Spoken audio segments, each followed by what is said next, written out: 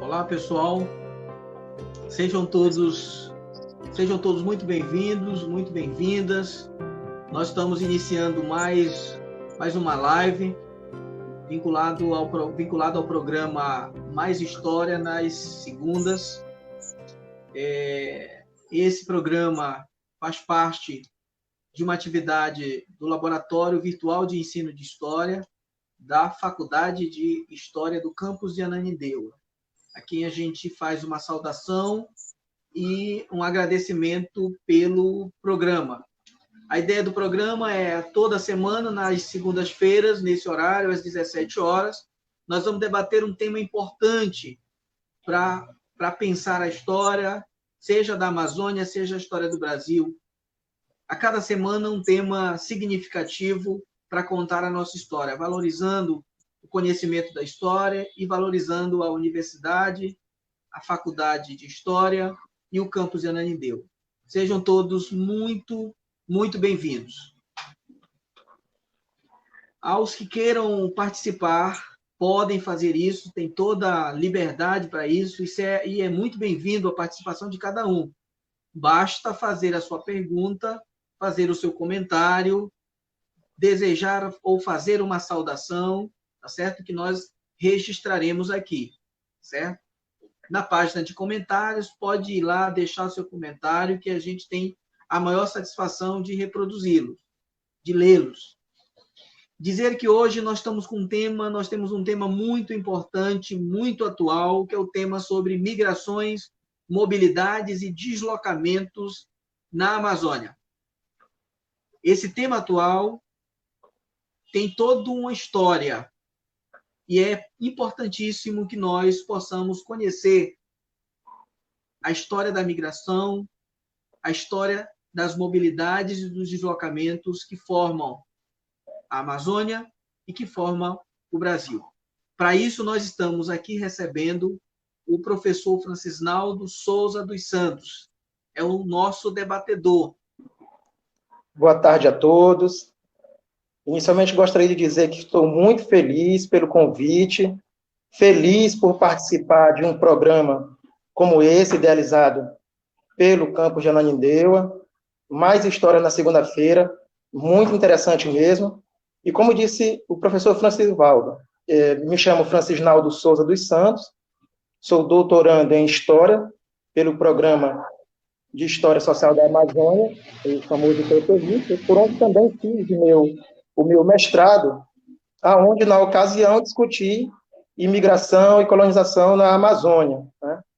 Também tenho especialização em História e Cultura afro-brasileira e africana, e a minha graduação foi feita pela Universidade Estadual do Maranhão, no campus de Caxias.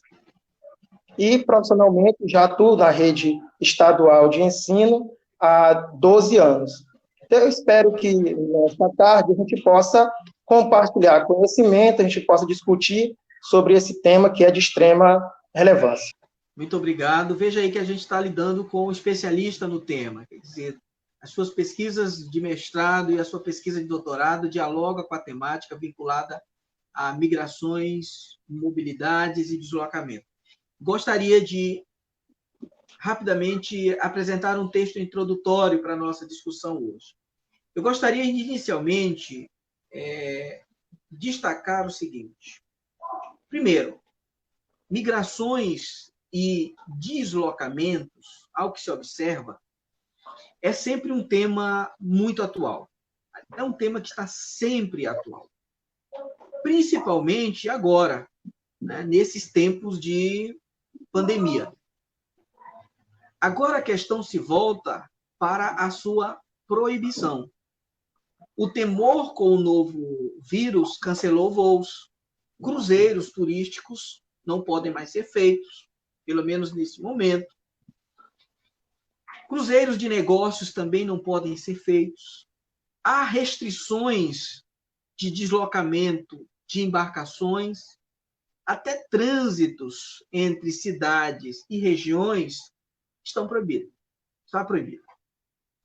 deslocar-se está cada vez mais difícil nesses tempos de pandemia.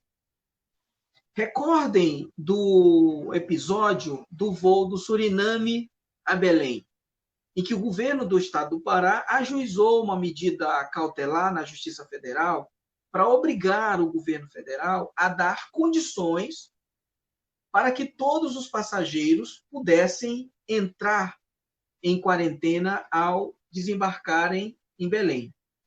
É o que eu digo. De fato, deslocar-se ficou cada vez mais difícil. Aliás, a história do Brasil é marcada por eventos associados à imigração e a deslocamentos. Contam-se que as populações que ocupavam essas regiões, né, identificadas como nativas, remetem a migrações de grupos humanos da Ásia. Mas o que não dizer dos portugueses que aqui chegaram? E dos negros africanos, né, que para cá foram forçadamente trazidos, né, que chegaram ao litoral, mas deslocaram-se para o interior. Quer dizer, são populações que se deslocaram para o sertão, para esse interior do país, em um amplo e histórico processo de deslocamento. Somos, de fato, uma terra de imigrantes. Podemos afirmar categoricamente isso. Os diferentes eventos migratórios, os diferentes eventos migratórios, eles guardam contextos e características próprias, não sendo um mero exercício de vontade virtual. Embora o desejo de sair de um lugar para outro não pode ser desprezado. O que estamos a dizer é que se trata de uma vontade condicionada. O que estamos chamando a atenção é de que o fenômeno da migração, ela não é uma vontade individual. Ela surge de uma necessidade, de um contexto, que provoca tudo isso. Quem não lembra aqui da chegada maciça dos haitianos, pela fronteira norte do Brasil, após o devastador terremoto que atingiu o país em 2000, ou melhor, no ano de 2010. Foram deslocamentos provocados, em parte, pela atuação do país como líder da missão das Nações Unidas para a estabilização do Haiti, desde 2004. Isso foi um elemento que provocou esse deslocamento para o país. Mas nós poderíamos colocar aí outras questões, né? Mais recentemente, né, podemos colocar a visibilidade midiática que o Brasil teve como anfitriã da Copa Mundial, né, ou do Campeonato Mundial de Futebol e dos Jogos Olímpicos, né, que deu ao país, né, ou passou a ideia, né, para a comunidade internacional de que nós aqui estaríamos, né, numa terra de oportunidade, de riqueza, de prosperidade, de crescimento, né. Há também de considerar essa migração de haitianos para o Brasil também o fato de que os Estados Unidos, na verdade, acabou, né, endurecendo uma política de recebimento desses imigrantes, sendo que os Estados Unidos e a República Dominicana, né, seriam, digamos assim, os espaços, né, de proximidade aonde essa comunidade haitiana se deslocava, principalmente, né, para os Estados Unidos. Essa rota foi fechada com a política norte-americana. Diante desse cenário e da incapacidade do marco regulatório existente de lidar com os novos fluxos migratórios, foi criada em 2012 a figura legal do visto humanitário para os imigrantes haitianos, e posteriormente para os sírios e, ultimamente, para os venezuelanos, né? Mostrando essa posição que o Brasil atinge no mercado, ou melhor, né, entre os países do mundo, com uma rota final, né, de imigração. Aliás, a definição de refugiado, as pessoas que buscam proteção em função de condições adversas à sua reprodução socioeconômica, como contextos de violência generalizada, violação maciça dos direitos humanos e os eventos similares, fez do Brasil um dos espaços de abrigo dessas populações latino-americanas.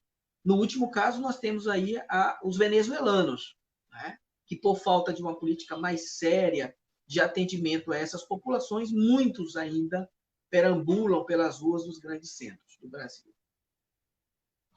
Por meio da criação, diria, né, do visto humanitário, o governo brasileiro buscou uma solução que respondesse às situações de emergência e que atendesse, ainda que de forma precária, às demandas de imigrantes e da própria sociedade civil organizada, para lidar com as novas características e casualidade dos movimentos migratórios que chegavam ao Brasil. Ao que se observa, a questão da migração ela envolve um conjunto de agentes e agência, né, em uma complexa rede de relações que perpassa por atender uma demanda social, mas também os interesses do Estado e da sociedade. Veja que nós estamos falando de um tema extremamente complexo. Envolve interesses, envolve agências, envolve Estado, envolve política de Estado, envolve relações internacionais. É nesse emaranhado de questões que retrocederemos ao tempo, a segunda metade do século XIX, talvez nos estendemos um pouco mais para as primeiras décadas do século XX, para compreender os fenômenos sociais e políticos que envolveram a migração para a região amazônica, a partir dos diferentes e, em muitos casos, divergentes interesses. Acreditamos que temos, na verdade, aqui, um exercício de análise que atentará para a compreensão dos agentes sociais envolvidos, suas estratégias de atuação, os projetos e programas governamentais, as legislações e os marcos regulatórios, os condicionantes sociais e econômicos, entre outras questões que estão aqui postas. Feito esses esclarecimentos, destacando essas questões que são importantes para esse debate, vamos então ao exercício de compreender um capítulo ou capítulos da história do Brasil e da Amazônia quanto a esses fenômenos de imigração e deslocamento. E, nesse sentido, eu gostaria de chamar aqui o professor Francisnaldo para que pudesse apresentar aqui ao seu trabalho as suas reflexões sobre esse fenômeno. Professor Francisnaldo, fique à vontade para fazer as suas considerações. E, desde já, muito obrigado por participar. Valeu, professor. Mais uma vez, eu gostaria de também agradecer o convite. Fiquei feliz e estar aqui participando, poder contribuir com essas discussões, receber também contribuições, isso é sempre muito válido, né? E também desejar boa tarde a todos, né, que chegaram agora, e eu tenho certeza que serão momentos bastante proveitosos.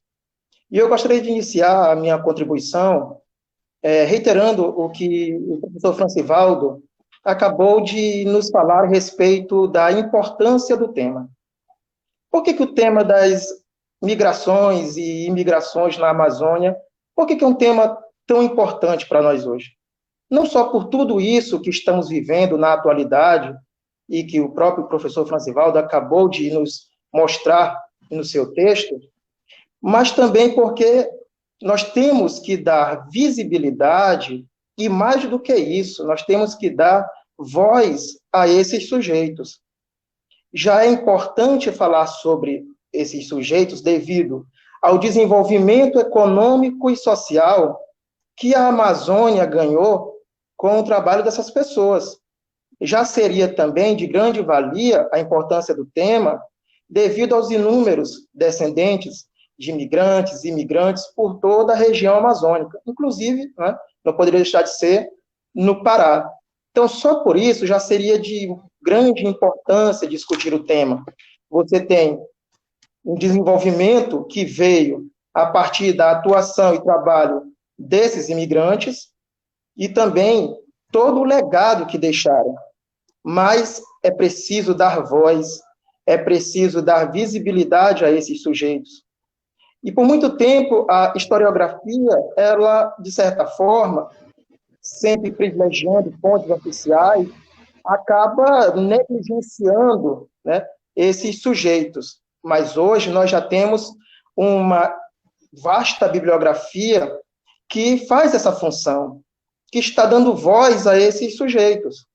Então, nós poderíamos citar, por exemplo, a professora Marília M., lá no NAIA, né, Núcleo de Altos Estudos Amazônicos, que trabalha com imigrantes italianos.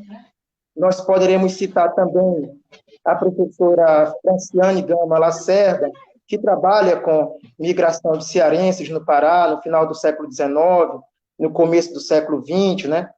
Ainda no campo da história, nós podemos citar a professora Cristina Donza Cancela, que trabalha com a imigração portuguesa, e o próprio professor Francivaldo, tanto na sua dissertação quanto na sua tese de doutorado, buscaram dar voz, né, e visibilidade a esses sujeitos.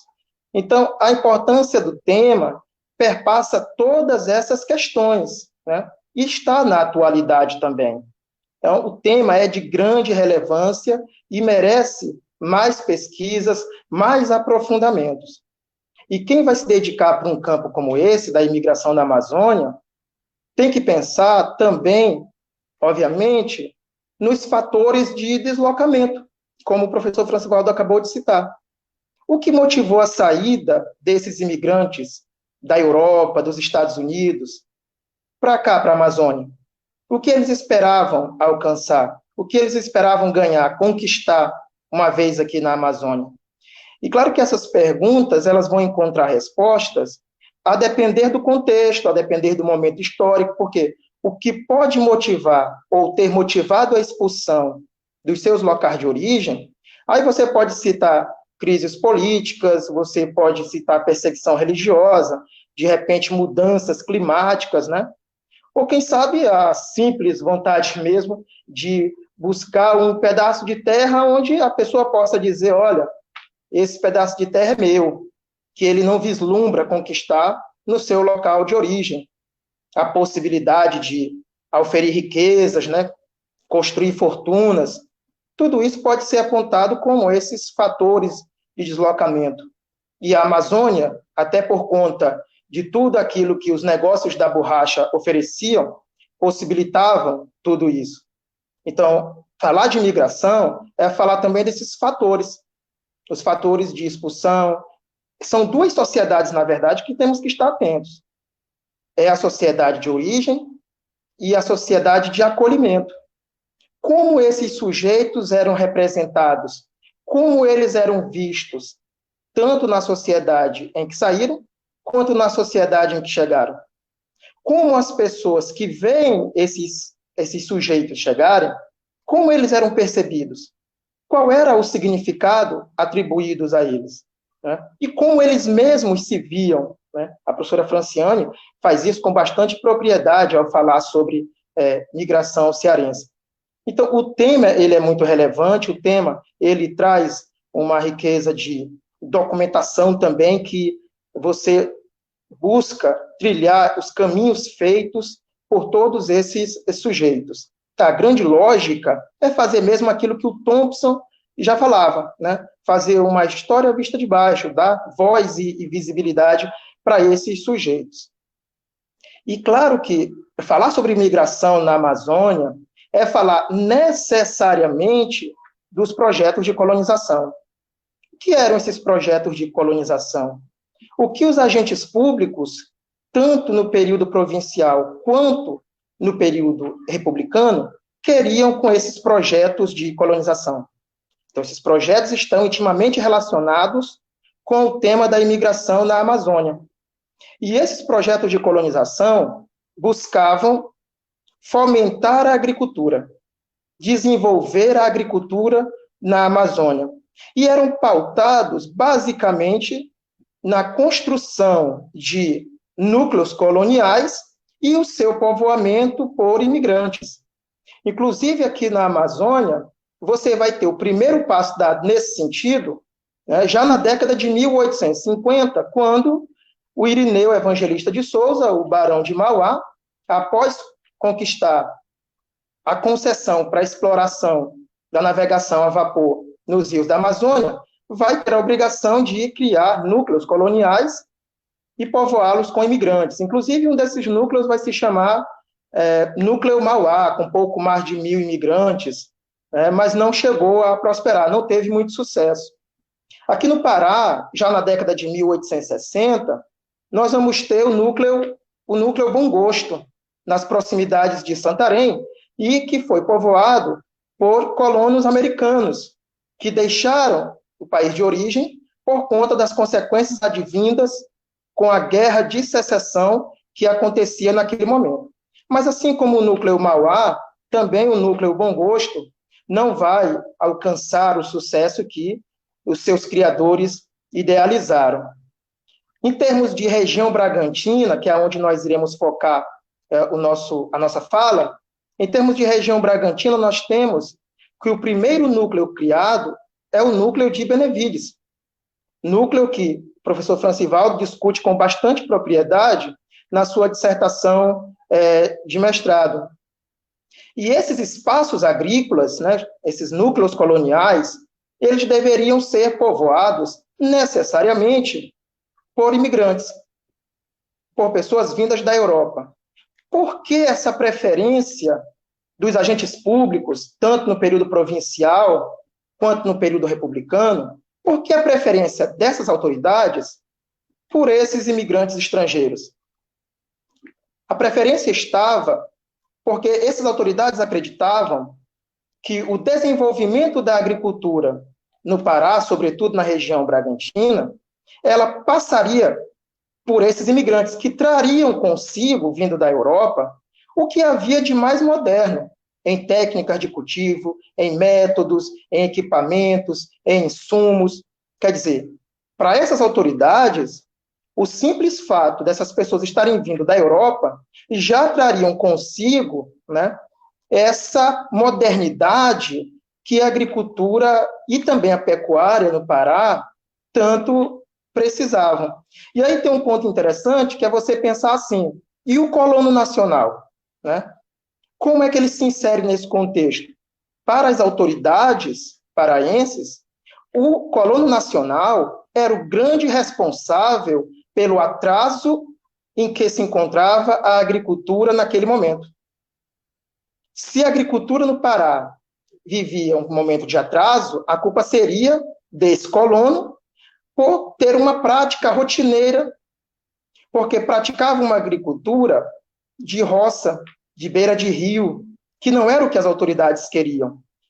As autoridades diziam que esse agricultor paraense só se dedicava a duas coisas. Uma era a extração de madeira, a extração do látex, né, a coleta de alguns frutos, ou a pequenos roçados, aonde ele desmatava, queimava, plantava e esgotava o solo, e novamente se deslocava, cortava a flor, né, desmatava, queimava, e nessa produção, nesse ritmo, era que as autoridades entendiam que a lavoura não se desenvolveria no Pará por conta desse método rotineiro, esse nomadismo com que os lavradores praticavam a agricultura. E eles entendiam que esse imigrante que não somente ensinaria essas práticas mais modernas de cultivo para o colono nacional, como também despertaria no colono nacional a vontade de trabalhar, o afinco pelo trabalho. Né? E aí, como essa prática rotineira, na opinião dessas autoridades, era o motivo, né, do atraso na agricultura, isso acabava refletindo diretamente na capital Belém, no abastecimento da capital. Porque, não raros casos, você vê gêneros agrícolas sendo importados de outras províncias mais tarde, de outros estados, como do Maranhão, né, o arroz, a farinha, que são exportados para atender, uma vez que a região Bragantina, devido ao atraso da agricultura, e aí as autoridades culpavam esse colono nacional, não atenderia essa necessidade dos mercados. E essa questão da importação ficou muito claro, por exemplo, num texto recentemente publicado na revista do Instituto Histórico e Geográfico do Pará, pela pesquisadora Francimeire Nascimento, quando ela vai falar sobre o abastecimento de carne verde em Belém. Então, a ilha de Marajó não estava atendendo. A região Bragantina, muito menos, nos arredores de Belém. Então, muitos animais chegavam, principalmente do Ceará. Então, havia uma dependência, tanto de carnes verdes, quanto de produtos agrícolas, de gêneros agrícolas, que vinham de outros estados, repito, sobretudo do Maranhão. Então, era preciso acabar com essa dependência, era preciso alavancar a agricultura. E, na opinião dos agentes públicos, quem faria isso, esse trabalho de modernização da agricultura, seria exatamente o imigrante estrangeiro, porque, vindo da Europa, ele traria essas técnicas modernas, né? Todos esses métodos que, naquele momento, faziam da Europa, né, um grande celeiro. Aí você vê, funcionou, acabou não funcionando como os agentes públicos esperavam, né? Sobretudo porque muitos dos imigrantes que aqui chegavam nem sequer eram agricultores, não praticavam agricultura. É claro que a culpa não era apenas dele. Faltou uma política pública mais eficiente por parte das autoridades no interior desses núcleos coloniais. E, ironicamente, isso é bastante curioso, porque o imigrante, ele chegava no Pará, para o interior desses núcleos coloniais, para ensinar o colono nacional, para levar a ele esse afinco pelo trabalho. E o que ocorreu é que o colono nacional acabou tendo que ensinar ao imigrante como trabalhar a terra, porque ele desconhecia o solo, ele desconhecia o clima, ele desconhecia o melhor momento para você preparar o terreno, para você plantar, né? Desconhecia as sementes. Então, ironicamente, vai ser o colono nacional que vai ensinar esse imigrante que chegava a plantar. Então, falar de imigração na Amazônia é falar necessariamente dos núcleos coloniais, dos projetos de colonização que aconteciam aqui. É claro que essa lógica de fomentar a agricultura e também a pecuária a partir da criação de núcleos coloniais e o consequente povoamento desses espaços agrícolas pelos imigrantes passa por uma lógica que acreditavam as autoridades públicas que funcionariam. Quer dizer, primavam muito mais pela quantidade, porque diziam que faltava mão de obra, falavam em verdadeiros clarões demográficos, né, nas proximidades de Belém, então precisava povoar, porque a mão de obra que deveria estar sendo dedicada à agricultura estava voltada para o lucro mais fácil com a extração do látex, muito embora hoje a historiografia mais recente está rebatendo essa ideia de que o sujeito ou era lavrador ou era, né, ou trabalhava nos seringais, ou era coletor. Principalmente a professora Franciane Gama Lacerda, a pesquisadora Luciana Marinho Batista, ela também fala, muitas das vezes, esse agricultor era também o coletor. Quando não estavam coletando, estavam, né, no trabalho da lavoura. Mas os agentes públicos entendiam que faltava realmente mão de obra e, por isso, né, esse incentivo à vinda de imigrantes para a Amazônia. Quando você adentra a República, vai continuar essa política de modernização da agricultura, de fomento, através da criação de núcleos coloniais. Lauro Sodré, Paz de Carvalho, Augusto Montenegro, João Coelho, Enéas Martins, são governadores que irão também, até a década de 1910, estarem criando núcleos coloniais e povoando com imigrantes. Essa lógica vai continuar, né? Só que na República você já vê uma preocupação maior com a qualidade desse lavrador, com a qualidade desse imigrante. Então, se antes a preocupação era pautada, sobretudo, na quantidade, No segundo momento, você vai ter uma preocupação ali com a qualidade. E um dos pesquisadores da UFPA que, né, pontuam bastante isso é o professor Carlos Leandro Esteves, que fala nessa dicotomia. Claro, não que na província, em nenhum momento, tivesse ocorrido uma preocupação com a qualidade desse lavrador. O próprio professor Francivaldo mostra isso quando ele menciona a criação da Escola Rural Dom Pedro II, na década de 1880, quando ele fala na criação do núcleo de Nossa Senhora do Ó, onde deveriam ser aplicadas ali também modernas técnicas, conforme o clima e o solo. Mas são coisas que não acontecem, são ações que não se materializam de fato, e mesmo na República, né? E mesmo na República. Então, só reiterando, você falar de imigrações na Amazônia, tem que falar necessariamente desses projetos de colonização também. Para além disso, um outro ponto muito importante para quem vai pesquisar sobre imigração, para quem vai se interessar e vai ler sobre imigração, é tratar sobre as legislações. É muito importante.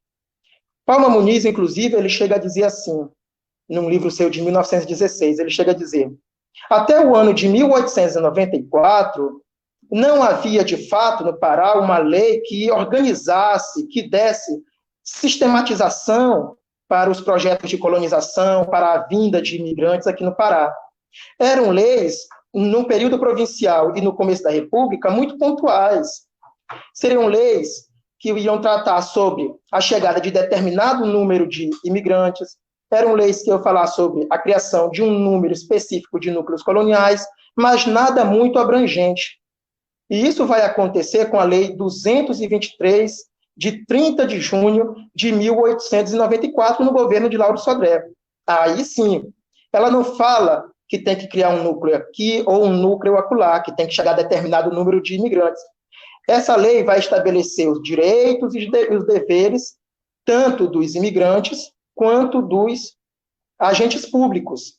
Né? Então, a partir daí, sim, você tem uma organização maior, você tem uma sistematização maior. Mas tem que levar em consideração também que, muitas das vezes, o fato de se criar uma lei como essa, que descreve direitos e deveres, não significava dizer que não houvesse conflitos. Os conflitos continuaram acontecendo, principalmente porque, entre outras coisas, a lei dizia o seguinte, que os imigrantes que chegariam, ou que devem chegar ao Pará, deveriam chegar naquele momento, a partir de 1694, deveriam ser, por exemplo, de boa conduta, deveriam ser casados. E quando ele menciona, o legislador menciona na lei que deveria ser de boa conduta, o que ele quer dizer? Que não quer que venha para cá pessoas sem índole, sem moral, porque uma das grandes questões, tanto na província quanto na República, quando você fala em modernização da agricultura, é também civilizar esse colono, o colono nacional, moralizá-lo. Então, como é que você vai conseguir civilizar ou moralizar esse colono se você vai trazer pessoas consideradas de pouca índole? Então, pessoas de boa conduta, o legislador deixa isso claro, e também casadas, porque não queriam que pessoas solteiras, vistas como aventureiros, chegassem para ocupar espaços, até porque o governo ia gastar dinheiro com a vinda desses, pagando passagens, hospedagens, enfim. Então, se é para vir, a ideia era que ficasse, né? E um ponto muito importante, que é o acesso à terra desses imigrantes. Então, a Lei 223 estabeleceu claramente gratuidade de lotes a esses colonos. É claro que tinha alguns requisitos, como, por exemplo, levantar uma casa, você mostrar que tem uma cultura efetiva ali, né? Aí você passa a ter uma gratuidade. Por que isso é interessante? Porque ela acaba contrariando, nesse dispositivo da lei, acaba contrariando uma legislação precedente que falava em venda de terras, principalmente a famosa Lei de Terras de 1850, né? E também na província, as leis criadas estabeleciam que o acesso à terra seria apenas por meio da compra, mas essa lei, no governo de Lauro Sodré, 223, de 1894, vai estabelecer a gratuidade da terra. Isso é um ponto interessante para nós discutirmos depois. Outra coisa interessante que ele vai pontuar é o seguinte: 30 mil réis para cada adulto ou 80 mil réis para cada família, durante 6 meses, até que essa família tivesse condições de se manter, né? Seria 6 meses, era o tempo mínimo para que essa família pudesse se manter sem o auxílio do governo. Isso depois vai ser modificado também. Mas como essas leis geravam bastante conflitos, uma que desgastou essa relação diplomática, né, e o professor Francivaldo mostrava a complexidade, né, do tema, porque envolvia questão diplomática, é porque a legislação dizia o seguinte: o colono deveria permanecer no Estado por pelo menos 3 anos. E isso não foi visto com bons olhos por alguns governos, principalmente o italiano, que depois vai dizer: olha, esse dispositivo da lei no Pará está cerceando a liberdade de locomoção dos nossos compatriotas. Então, ela não pode existir. Se ele não quiser permanecer, ele tem que ir embora. Então, isso causou bastante polêmica. Inclusive, o governo italiano chegou a dizer que nenhum outro italiano migraria para a região amazônica por conta disso. 2 anos depois, em 1896, já no governo do Par de Carvalho, esse dispositivo será anulado. E isso vai gerar também uma certa insatisfação no Pará, porque, principalmente, Henrique Santa Rosa, que era um homem da burocracia do Estado, chefe do Departamento de Obras Públicas, Terra e Viação, ele vai dizer: olha, nós estamos trabalhando em prol da imigração sulista, porque se a gente gasta com o imigrante que vem para o Pará e depois ele não fica, porque esse dispositivo da lei foi anulado, ele vai para onde? Ele vai para São Paulo, sendo que o Estado do Pará teve todo um gasto de dinheiro, de verba e de tempo em trazê-lo, e ele não vai ficar. Então, estamos trabalhando em prol da imigração sulista, mas foi a solução, porque a questão diplomática estava bastante evidente naquele momento, né? Um outro ponto interessante dessa lei, a 223, criada por Lauro Sodré, é que determinava a criação de uma hospedaria, a famosa hospedaria de imigrantes que foi construída lá em Outeiro. E aí uma das grandes questões que se pergunta é o seguinte: por que foi criado justamente em Outeiro? Por que tão distante da capital? É porque ela deveria, né, exercer também o papel de isolamento, tanto político quanto sanitário. Porque no final do século XIX, alguns países da Europa conviviam com algumas epidemias. Então, era preciso que esse colono, ao chegar ao Pará, ele ficasse isolado por pelo menos 10 dias, né, para garantir que ele estava saudável. E essa questão do isolamento político diz respeito a alguns colonos que chegavam com ideias que não eram apreciadas pelos agentes públicos, porque poderia vir um socialista, poderia vir, quem sabe, até um anarquista. Esse anarquista iria espalhar suas ideias com discursos, com panfletos, e não era nada interessante. Então, por isso, dessa distância da hospedaria de imigrantes lá em Outeiro. Uma outra lei interessante, já no governo José Pardo de Carvalho, é a 583, também de junho de 1896, que ela vai alterar alguns desses dispositivos, né, da lei criada por Lauro Sodré. E um desses dispositivos é bem curioso, porque ele vai dizer assim: em todos os núcleos coloniais terá no máximo 300 lotes, e desses lotes, apenas 1/3 desses lotes, deve ser destinado ao colono nacional, e o restante aos colonos estrangeiros, para você ver a preferência e a predileção por esse estrangeiro, ainda, né, já na República, com o Par de Carvalho. Um outro ponto interessante é o fim da gratuidade desses lotes. Com o Par de Carvalho, o colono passa a ter a obrigação de pagar. E a lei falava em 8 mil réis para cada hectare, e os lotes chegavam a ter ali 25 hectares, 250 metros de frente, com 1.000 de fundo. Então, acabou tendo essa obrigação por parte do imigrante em pagar por esses lotes, né? E isso vai também gerar inúmeros conflitos. Outra coisa interessante é que ele vai dizer, José Pardo de Carvalho: olha, não será mais 30 mil réis por adulto ou 80 mil por família, como a lei anterior previa. Agora serão as rações. Durante 6 meses, integralmente, o colono vai receber uma ração, e ali você vai ter farinha, você vai ter o arroz, você vai ter o feijão, né? E, passado esses 6 meses, ele vai receber a ração de metade. Apenas a metade da ração, porque entendido que 6 meses no lote já era o suficiente para produzir. É claro que isso também gerou inúmeros conflitos, porque muitas das vezes essa ração chegava tardiamente, demorava a chegar, vinha incompleto, alguns produtos chegavam estragados, e aí por aí você tem uma ideia: terminava os 6 meses, na hora de receber apenas a metade, o lote não estava pronto, não começou a produzir, o colono exigia continuar recebendo integralmente. Então, embora a legislação venha para dar uma organização dessa relação entre agentes públicos e imigrantes, ela nem sempre foi assim tão amistosa.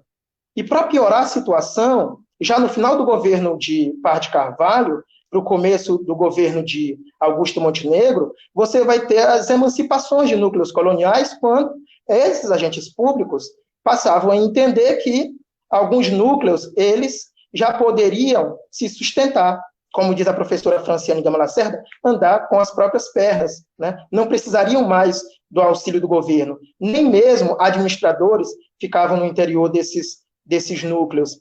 E isso vai ser bastante complicado, porque o imigrante vai dizer, poxa, agora eu vou ter que pagar pelo meu lote, e agora eu também não vou ter mais o auxílio do governo. Então, as tensões só aumentavam, né?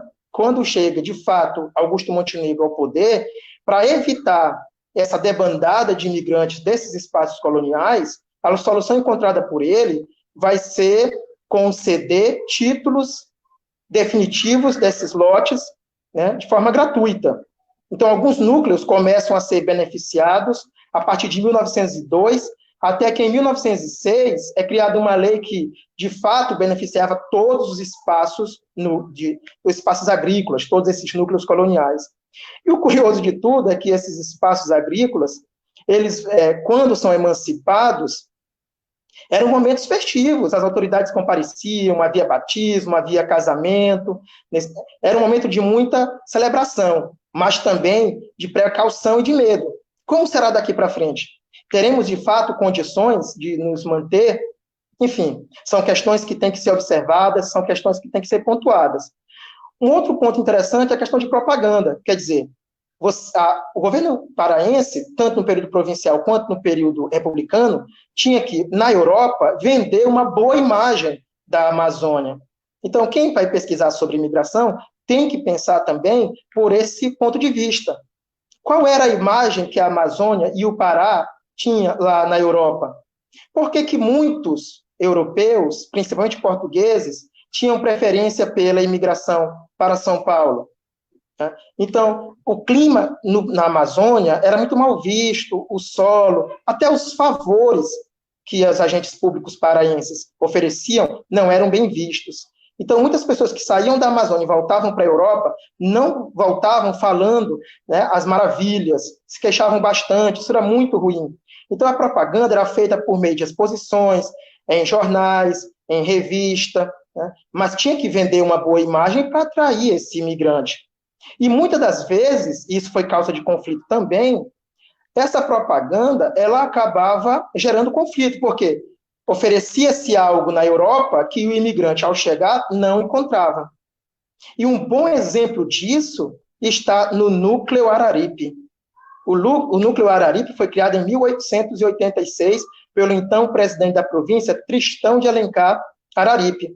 Mas na Europa, a propaganda que foi feita e os favores que eram oferecidos falavam que os açorianos, os portugueses da Ilha dos Açores que viessem para o Pará, eles viriam para um núcleo já existente, que era o núcleo de Benevides.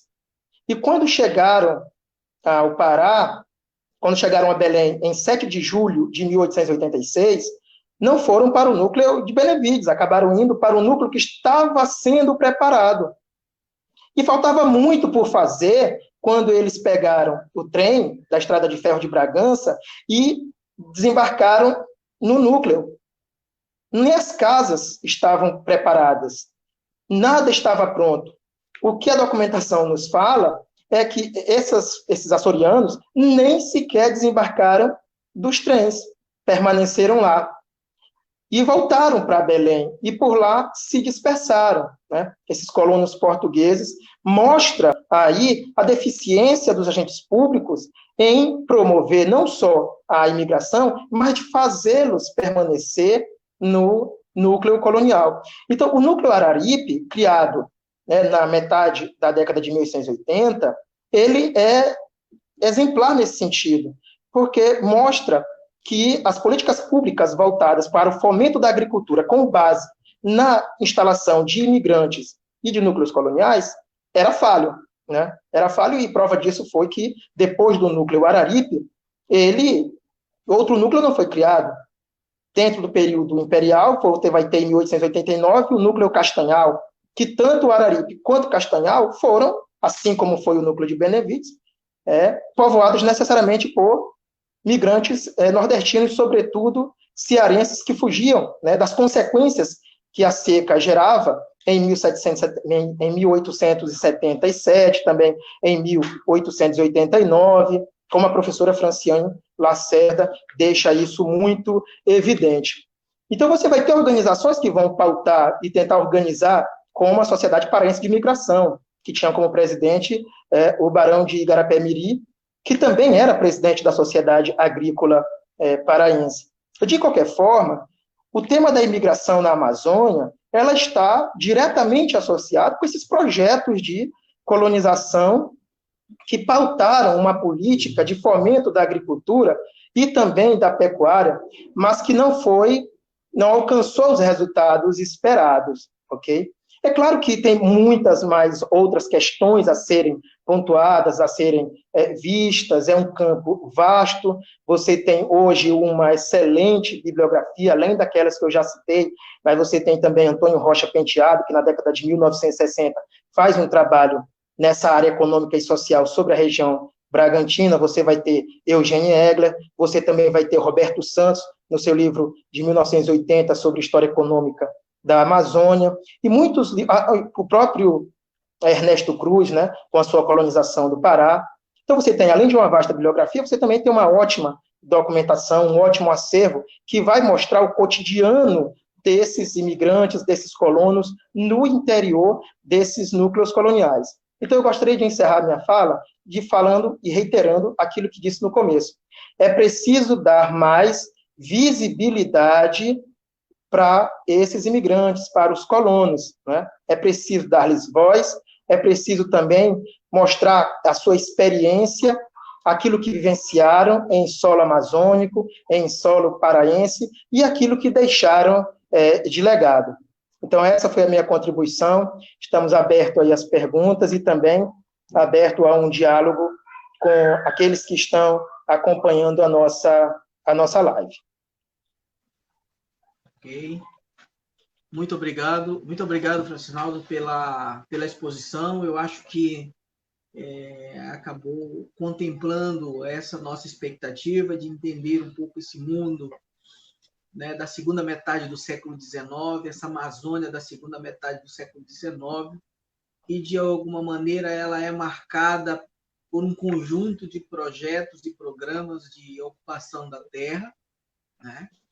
E esses projetos de ocupação da terra, se por um lado eles se justificavam, né, pela necessidade de superação, né, de um modelo de produção local, é óbvio que esse discurso ele é um discurso estratégico, né, à medida em que você, ao negar a presença e a importância do trabalho das populações locais, você abre caminho para a dominação e controle das suas terras, né? Então, para o Estado imperial no primeiro momento e para o Estado republicano no momento posterior, é fundamental negar a atuação e o protagonismo dessas populações nativas locais, né? E mesmo os colonos locais eles vão sofrer, né, esses ataques, né, de desconstrução ou de desmerecimento, né, da importância econômica que as suas atividades têm.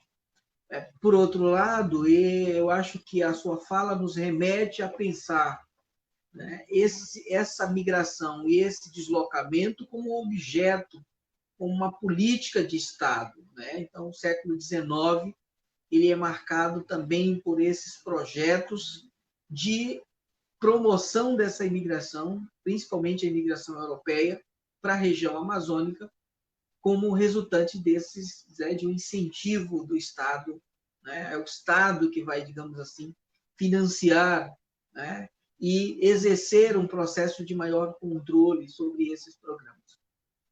E, por último, dizer que os imigrantes não estão quietos, não estão calados, não estão parados diante de tudo isso, né? Eles são a ação motora também desse processo, seja no ambiente da resistência, seja no ambiente da luta, seja no ambiente das estratégias, né, de permanência ou de saída dessas áreas. Então, muitos permanecem, mas muitos se deslocam para outros locais do país, né? Muitos retornam para suas terras de origem, outros procuram ajuntamentos em outros locais, né, em outras regiões, né, mostrando essa atuação, né, de frente também desses colonos, desses imigrantes. Né. E, por último, eu acho que tem uma dimensão aí muito importante também, que é a dimensão da propriedade da terra. Quer dizer, você tem aí uma discussão fundamental, que é a discussão de que esses imigrantes eles não podem permanecer na condição de imigrantes. Né? Então, os deslocamentos e as imigrações exigem uma etapa posterior, né?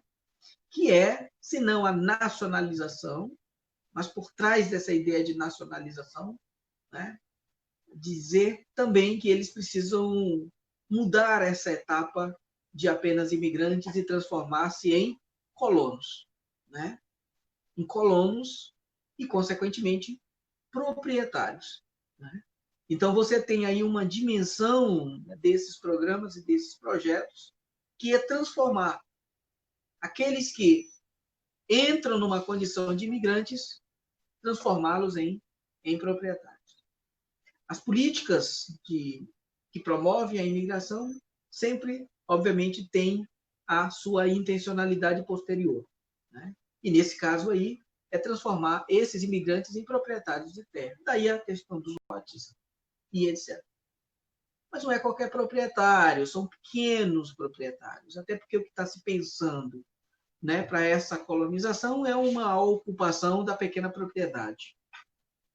O produzido nessas áreas são para abastecimento do comércio local. Então, esses imigrantes devem sair da condição de imigrantes, atingir a condição de colonos e, consequentemente, de proprietários, porque eles têm uma missão a cumprir nesses projetos, que é a missão, né, de abastecer com seus produtos os mercados locais, principalmente o mercado de Belém, né, com produtos básicos de consumo da população local. Né? Então, eu acho que também a sua fala remete a essa outra reflexão. Então, parabéns pela forma como você apresentou o trabalho, permitindo todas essas reflexões. Eu estava acompanhando aqui também os comentários, né, as saudações, né, e eu vou rapidamente apresentar aqui as saudações. Né, o Ederson Favacho está fazendo uma saudação, o professor Adilson Brito diz que este tema, depois você pode, inclusive, comentar isso, viu, Francisnaldo? Esse tema, ele remete às questões de fronteira na Amazônia. Né? Sandra Monteiro também saúda. O Atos Guimarães parabeniza a iniciativa, saúda a todos e parabeniza a iniciativa. Né? O professor Adilson faz um comentário referente aos venezuelanos que eles estão vivendo como pedintes nos principais semáforos de Ananindeua. A migração indígena já faz parte do cotidiano em que vivemos, é uma realidade. Né? Então, por exemplo, aqui na frente nós temos, né, um semáforo extremamente movimentado, né, por venezuelanos. Né? Então, essa migração de venezuelanos já faz parte aqui da nossa vivência. Né? E, vez por outra, como o Estado não consegue dar conta de atender essas demandas, vez por outras, né, a sociedade civil organizada acaba suprindo essa demanda que o Estado não consegue dar conta, né, auxiliando diretamente esses venezuelanos. E isso me lembra muito a questão do século XIX, né, quando muitos desses imigrantes que vinham para o Pará não conseguiam ou não conseguiam permanecer nas áreas de colônias ou nessas pequenas propriedades. Muitos não conseguiam desenvolver o plantio, o cultivo, e tinham que vir para o centro urbano, na época Belém. Né? E vinham para ocupar os espaços das ruas, como pedintes, né? Então, os jornais da época relatam muito casos, né, de imigrantes pedindo na rua, porque, né, não conseguem ou não estão aptos a essa atividade agrícola na região. Então, é uma questão, né, que sempre nos remete aí ao passado. A Franci Ramos também está nos saudando, a Val Silva também, Gisley Santos, né, tá dizendo que o Francisnaldo está arrasando aí como nas apresentações. A Misha Ferreira também está saudando todo mundo. O Anderson Favacho faz uma pergunta e eu reproduzo aqui a pergunta para o Francisnaldo. Se tratando da agricultura no Pará, os colonos nacionais não teriam beneficiado a colonização com os colonos vindos do Ceará? Né? Tendo em vista que os colonos europeus não entendiam, por vezes, do cultivo da terra? É uma pergunta que o Anderson está fazendo. Por favor. Com certeza você tem aí um fomento da agricultura muito por conta mesmo desse colono nacional, por esse migrante que chegava na região Bragantina, que, como foi dito, né, muitas das vezes ele era quem ensinava o imigrante, aquele que chegava da Europa, a como trabalhar a terra, escolher as melhores sementes, a como preparar o solo, né? Inclusive, o próprio professor Francivaldo, em um de seus trabalhos, mostra que alguns desses colonos chegavam a ser contratados para exercer essa função de ensinar esses imigrantes. Então, é por isso que eu digo, ironicamente, essa política ela foi um pouco frustrada nesse sentido, porque essa modernização pretendida, ela não veio com o imigrante, e acabou sendo, de fato, fomentada pelo colono nacional, pelo migrante nordestino, sobretudo cearense, que vai ocupar esses espaços que não chegou a ser plenamente satisfeito pelo imigrante estrangeiro. Então, de fato, o colono nacional será o grande responsável, né, por esse fomento. Tem uma pergunta aqui do professor Adilson que eu gostaria que você respondesse.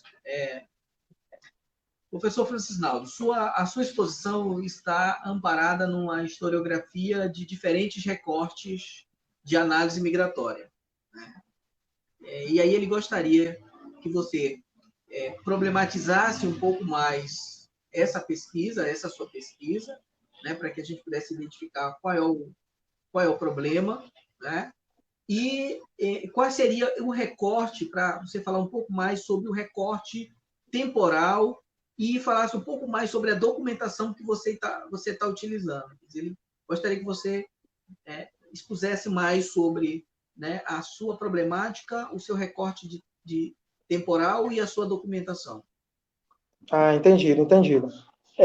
Observar o seguinte, que durante o mestrado, durante a escrita da dissertação, que concluía em 2016, o tema da imigração, ele era bastante pontual nas minhas pesquisas. Nesse momento, no doutorado, não deixa de estar presente o tema da imigração, mas ele está, de forma indireta, sendo discutido.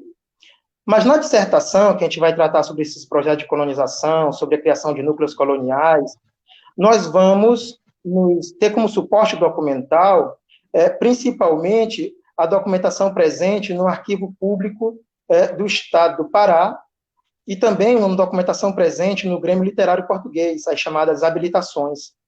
Muitos dos colonos, dos imigrantes estrangeiros, dos portugueses, embora não fossem obrigados, eles tinham essa prerrogativa de preencherem os formulários que ficaram conhecidos como habilitações, aí mostravam a idade, mostravam ali a profissão, mostravam também o vapor em que chegaram, aonde iriam se instalar. Então, é uma documentação, também essa, além daquelas presentes nos jornais, porque para estudar a imigração, os jornais são muito importantes porque mostram um pouco do cotidiano desses imigrantes no interior dos núcleos coloniais. Então, essa documentação, as habilitações, documentações também presentes no Instituto de Terra do Pará, o ITERPA, né, mostra também o quanto foram importantes esses imigrantes na chegada. Então, também você vai ter os relatórios dos chefes de repartições públicas, dando conta, né, de todo o trabalho realizado nesses espaços agrícolas. E o recorte temporal que nós privilegiamos durante a construção da dissertação vai mesmo ali da fundação do Núcleo Araripe, que era o meu principal foco de pesquisa, em 1886, até o final do governo de Paz de Carvalho, para fazer também um trabalho comparativo entre os núcleos que eram construídos, que eram erguidos durante o período provincial, porque não havia uma legislação mais abrangente, com os núcleos que eram erguidos já no período republicano, durante o governo de Lauro Sodré e de Paz de Carvalho. Então, a grande questão, a grande problemática a ser discutida na construção da dissertação perpassa mesmo pelo núcleo colonial de Araripe, que hoje, como nós sabemos, é o distrito de Americano, que pertence ao município de Santa Isabel. Então, qual o contexto histórico em torno da criação do núcleo colonial de Araripe?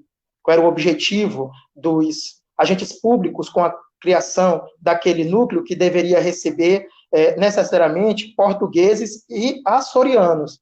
E aí tem um ponto bastante curioso, que era você pensar assim, o idealizador do núcleo, que foi o presidente da província Tristão de Alencar Araripe, ele vai dizer que isso vai ser um ensaio de colonização, né? Vai ser um ensaio de colonização porque ele pretendia ser aquele que daria início a esse processo de colonização na região Bragantina, deixando de lado todo o trabalho que Sai Benevides havia feito em 1875, na condição, claro, de político conservador, né, o Sai Benevides, e já Tristão de Araripe sendo liberal, ele não queria dar continuidade a um trabalho de um político liberal. Então, você vai ter no núcleo Araripe uma disputa política também muito forte. Então, a nossa problemática era discutir todo esse contexto histórico em torno da criação desse espaço, que é o núcleo de Araripe, hoje americano. Então, nós buscamos essas fontes, principalmente jornais, né, e a documentação que mostrava no Arquivo Público do Pará a respeito desses imigrantes que chegavam, da ocupação, dos conflitos que ocorriam, né, e também da legislação. Essa relação nem sempre amistosa entre agente público e imigrantes. Ok, obrigado, Francisnaldo. Tem mais algumas perguntas, tá? Tem uma pergunta do Ramon Abraão. Ele diz o seguinte, que ele tem uma curiosidade em relação aos italianos, né? Ele diz que durante o processo de unificação da Itália, muitos italianos saíram de lá para vir ao Brasil.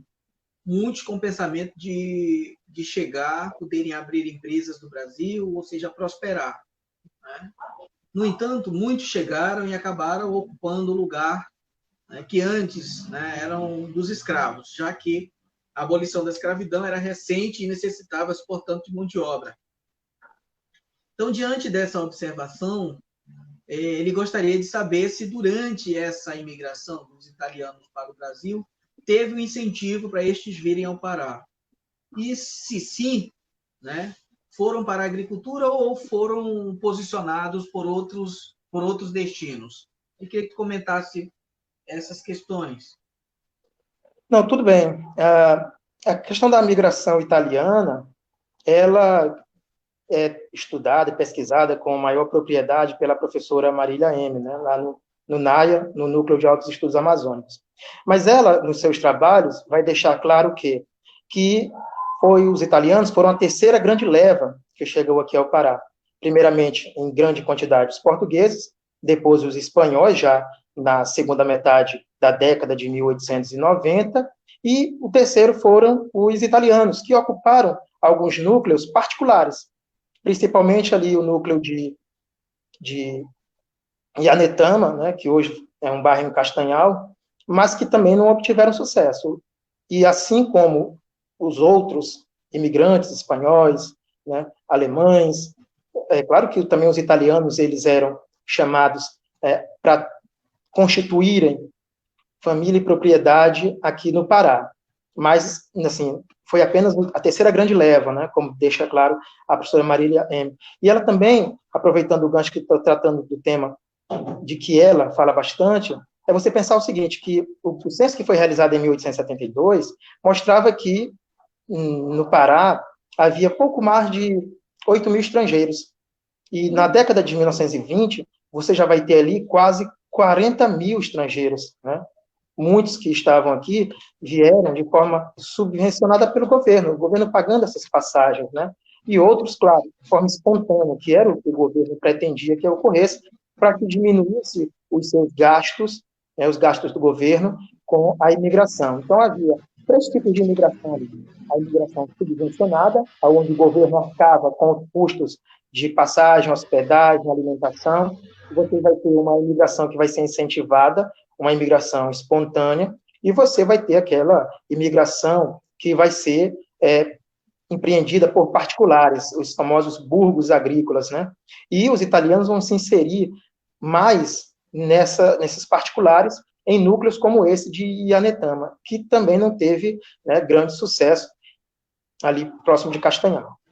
Olha, já que você falou da professora Marília M, eu estou aqui com o livro da professora, né, da professora Marília M, Um Século de Imigrações Internacionais na Amazônia Brasileira, 1850 a 1950, né, onde ela tem um capítulo específico que ela trata sobre a imigração de italianos. Né? Eu acho que vale a leitura nesse debate. Tem uma outra pergunta aqui, que é uma pergunta do Flávio Furtado. Né? Ele pergunta, professor Francisnaldo, aliás, duas perguntas. Primeiro, todos os imigrantes chegados ao Pará iam para o Outeiro para ficarem em quarentena? E depois, o que acontecia com eles? A segunda pergunta é sobre os imigrantes nordestinos e demais. Eles também eram direcionados para né, quarentena ou para esse alojamento de imigrantes no Outeiro? Olha, quando você estuda e pesquisa a respeito da criação e constituição do núcleo de Araripe, uma das grandes críticas que foram feitas pelos deputados provinciais para aquele empreendimento foi exatamente a falta de um espaço como esse. Então, de forma improvisada, em 1886, os portugueses açorianos que vieram para ocupar aquele espaço, foram colocados de forma provisória num antigo prédio dos Correios. Inclusive, alguns deputados falam no risco da promiscuidade, porque você tinha ali casais, você tinha crianças, então havia muita crítica sobre isso.